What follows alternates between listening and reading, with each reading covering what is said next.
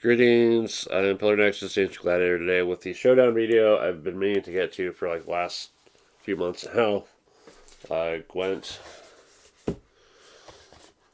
We're just gonna do this with the little learn to learn your faction decks. I know because it's got the little star on the bottom left.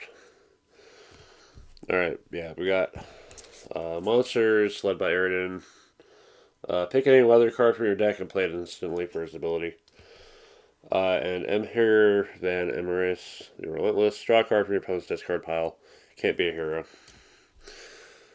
Monsters can keep a random unit card after each round. And Nilfgaard wins the round on a draw. Alright. Coin flip. Nilfgaard is going first. So yeah, you'll have your deck. You'll have your starting hand at 10. You can ditch up to 2 cards to get 2 new ones from the deck. Alright.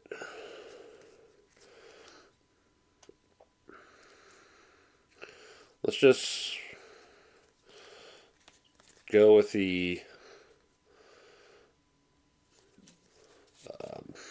this strategy because we've got like 3 of these guys.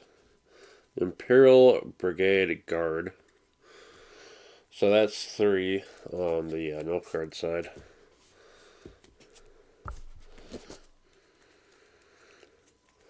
Well, what does what do the monsters have for themselves here? What do we got?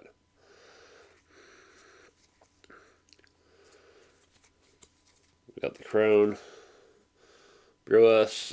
Find all Crone cards in your deck or hand and play them instantly. None in hand. One of the strategies I kept in mind for ditching cards was to put any like duplicates of the stuff that gets not pairs. Others of the same type back into the deck. Alright, so always shuffle after searching.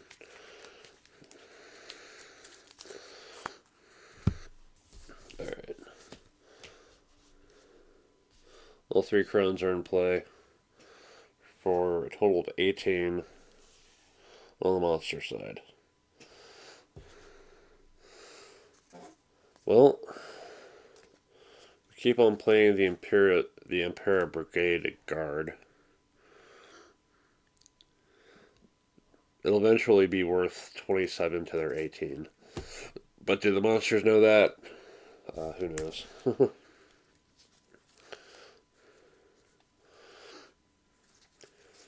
see here. But now they're up to 12. Because 3 times 2, 6 times 2, 12. Alright.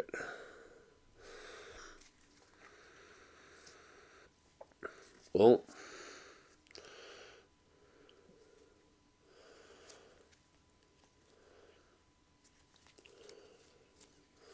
we'll go ahead and play Vetoed to the ranged attack. So there's another 7. Because if worst comes to worst, there's always the secret weather ability for Eridan. Alright. At some point you have to pass. You gotta look at the situation and go like, there's nothing I can do about this. But we are committed to our strategy of get all 3 of them out. Alright. And this is where we go ahead and use the leader ability for Eridan. Pick any weather card from your deck and play it instantly. If it's, in here.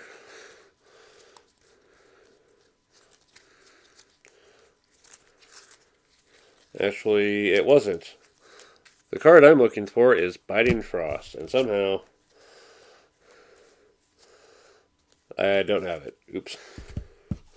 So, different strategy. There's the other part of the game is remember what cards are in your deck.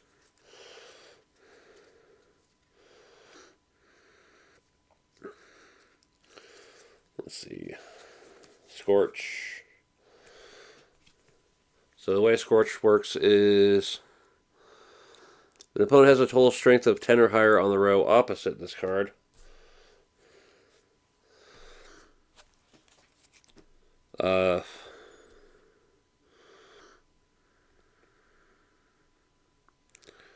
No.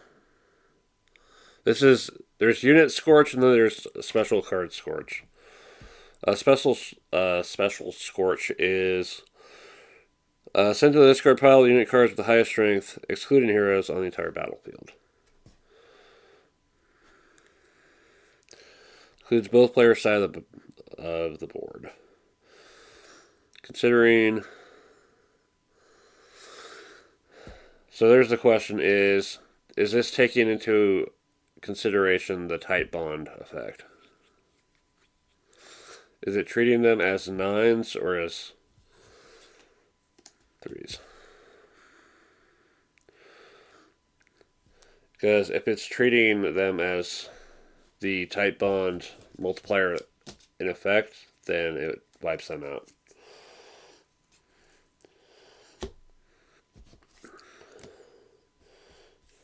If not, I'm going to look like a complete fool here.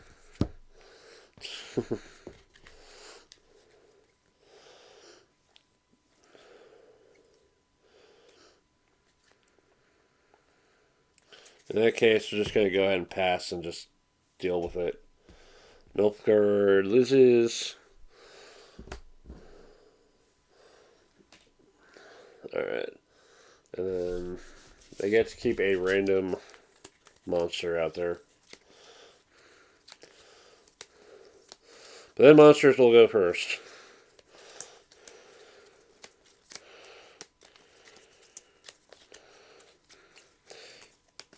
Yeah, forgetting that Biting Frost was not in the starter deck did not help.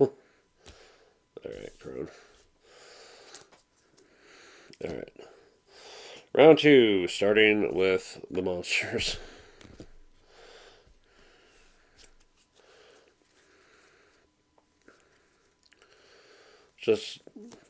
Let's just help it. Let's just help them out a little bit, you know. You have this nothing, so I can get a couple extra cards and hopefully not get blindsided by whatever tricks they've got going. Alright. Got a lot of cards that need allies, and I've got no idea where my allies are.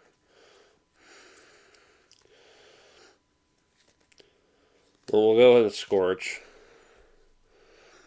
And just eliminate this Crone, because the only unit with any strength whatsoever.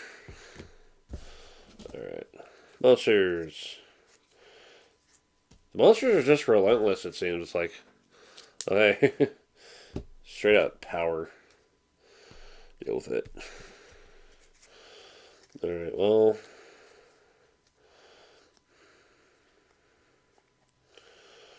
meet your 10 with my own 10.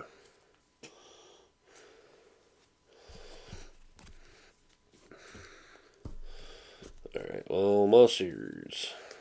No. Opposite row. Or ranged attack row there.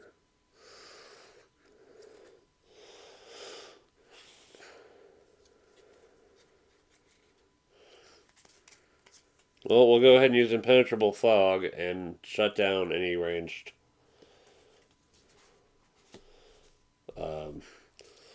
ranged combat capabilities. So it's down to a 1. Oh yeah, I should be keeping track. Alright, well, it's not looking good for Nilfgaard. Okay.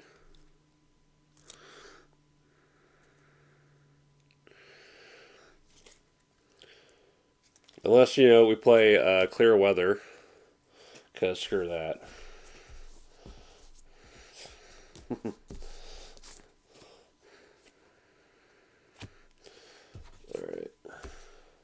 Well, it's back to the monsters, and just straight up go for power here.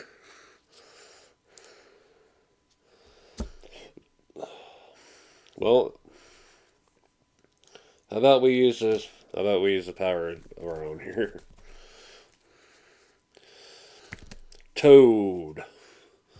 Emir Benders will uh, bring out the monster's Toad. And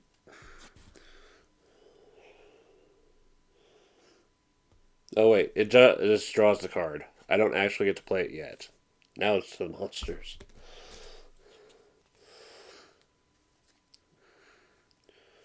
Well, we're gonna go ahead and pass. I want to see if they even have what it takes to beat the 20. Yeah, I just saw them get the Toad, but how are they gonna follow through with that? Oh yeah, that's right. Toad's unit scorch. The highest total strength. If the opponent has total strength opposite, there's nothing on their range, so it doesn't affect anything. Well, if they pass, then all I've got to do is just try to win here. Commander's Horn for to double the strength here. You know, I didn't really need to use the Toad then in that case. Because as long as I tie, I double the strength, it puts me 20 to 20. Nilfgaard wins ties. That's how they win. And they'll pass, and they'll break the tie with their power. Alright. These are not units, so they don't. There's no saving them with the monster ability. Alright. And Nilfgaard has to start the last round of this with very few cards and very little hope. So, all we can do is our best here. 2 versus 2, and all other Necker cards are pulled out.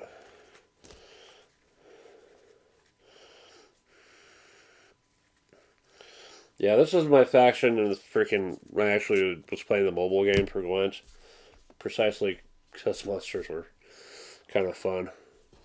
6 to 2. What do we got? Well, we got another 5. We got 5. We're up by 1 at least. Monsters. Well, we'll use the flexibility of Karen. But let's actually look at their abilities here. So, Agile.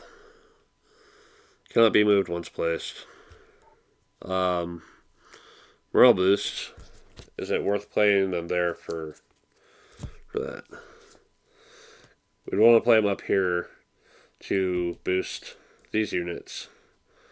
So it puts me up to 17 to their 7. Yeah, there's not a whole lot left I can do to try to change the situation.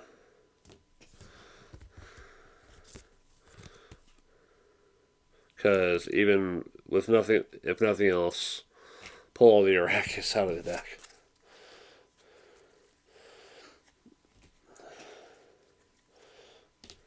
For an overwhelming final round victory by the monsters. Alright. So yeah, I do want to experiment more with with the deck construction stuff. And seeing if there's some stuff that I'm missing, like strategically on just is it building a better deck or what? One of the things I liked about the mobile game was that in between rounds you drew cards, and I don't see that rule here, unless I'm just completely missing it, because.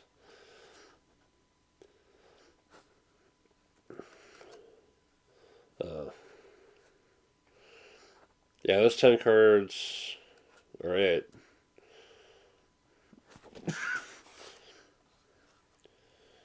The only way to get more cards is to spy.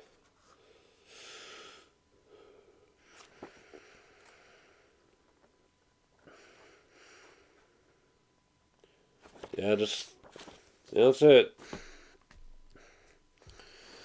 So yeah, what else could like a lot of the big number stuff just didn't show up. I have to wonder what the best way to handle this was.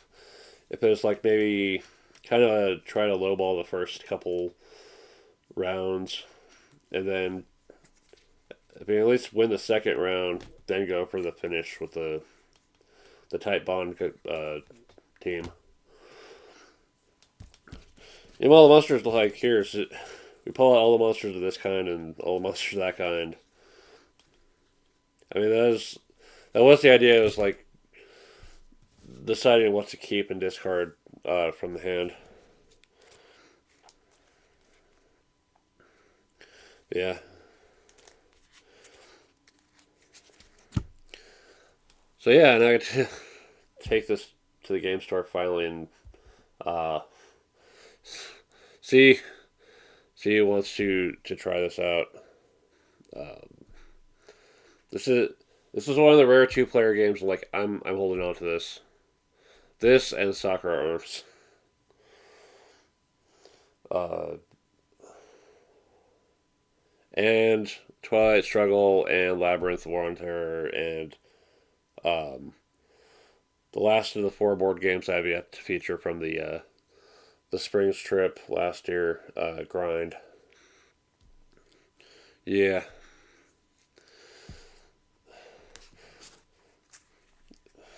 The one thing that just kind of weirds me out though is there's a lot of the same named heroes across multiple factions.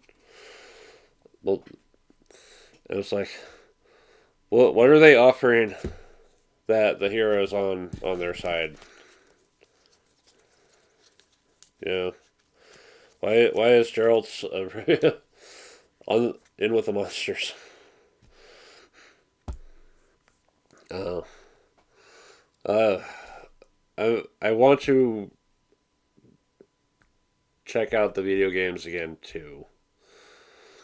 I see The Witcher on Steam for like $10. I'm like, okay, when I get paid, because I still have my the computer CD for it, and every time I play that game, I only get to like the end of the first chapter, start of the second, and not much further. It's like